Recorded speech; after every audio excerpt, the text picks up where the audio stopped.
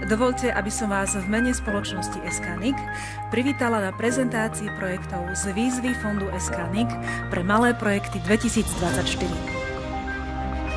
My sa tešíme za každý projekt a my si ich v podstate každého z vás, aj tých ostatných si sledujeme a rozprávame sa s vami, a keď z toho niečo ďalšie dobre môže byť, tak sme len radi.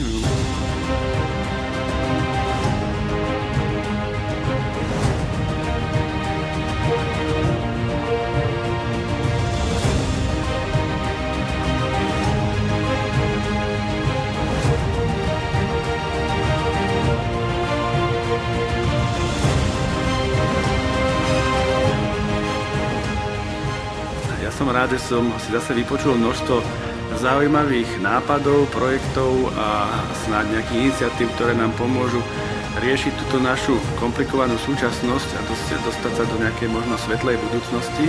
Témy boli pomerne vážne, nemali sme tu teraz také tie, že kultúra a pomáhame nejakým takýmto smerom, bolo tu vážnych až takých tých zdravotných vecí, to naozaj sa niektoré ťažko počúva. 2025 bude jubilejná 10. výzva, takže sme tam zvýšili tú podporu k tomu a snáď to pomôže, že tých projektov bude viac.